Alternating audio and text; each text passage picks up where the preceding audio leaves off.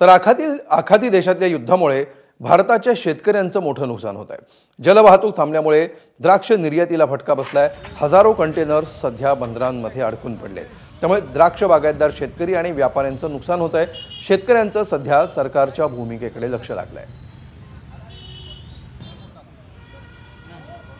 त्यामुळे ह्या सगळ्या युद्धजन्य परिस्थितीमुळे आपल्या द्राक्ष शेतीच्या निर्यातीवर परिणाम झालेला आहे आणि हा सर्वसाधारणपणे एक कंटेनर द्राक्षाचा भरायचा झाला तर 13 टनाचा एक कंटेनर दुबई किंवा मध्य ईस्ट राज्यांच्यासाठी की तिथं साधारण 18 ते 20 लाख रुपये एका कंटेनरला खर्च आहे. म्हणजे मालाचा, मजुरीचा, शिपिंगचं भाडं, कंटेनर भाडं असेल आणि लोकल वाहतूक करणारे इथल्या कोल्ड स्टोरेजचं भाडं असेल, असा 18 ते 20 लाख रुपये खर्च आहे. जर युद्ध जर लवकर नाही थांबलं तर जवळजवळ द्राक्ष शेतीला सांगली जिल्ह्यातून आपल्या नाही म्हणलं तर 1,500 कोटीचा निर्यातीचा फटका बसू शकतो, असं चित्र निर्माण झालंय. आता हा सगळा द्राक्षाचा माल जर तसाच राहिला आणि तो जर नाही एक्सपोर्ट झाला तर इथं जे काही डोमेस्टिक मार्केट आहे त्या डोमेस्टिक मार्केटवरती जास्त प्रमाणात माल झाल्यामुळं दर पडण्याची अत्यंत भीती आहे. योगायोगानं यावर्षी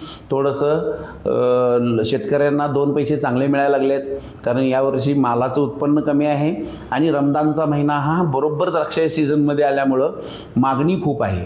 तर हे चांगले दिवस आलेले असताना या युद्धामुळं हे सगळ्यांचंच बजेट कोलमडलेलं आहे आणि आमच्यासारख्या निर्यातदाराला तर सगळ्यात मोठा त्याचा फटका बसणार आहे.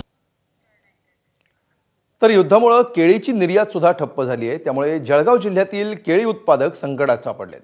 रमजान महिना सुरू असल्यामुळे आखाती देशांबरोबरच मुस्लिम देशांमध्ये मोठ्या प्रमाणावर केळीची जळगाव जिल्ह्यातून निर्यात होत असते.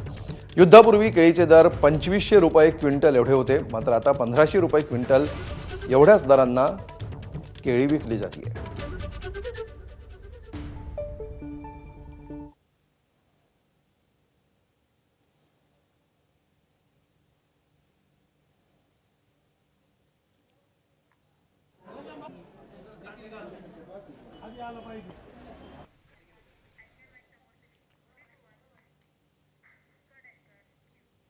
पुढची बातमी. पुण्यातील वीणा टूर्स मार्फत महाराष्ट्रातील 42 पर्यटक 24 फेब्रुवारीपासून दुबईला गेले होते.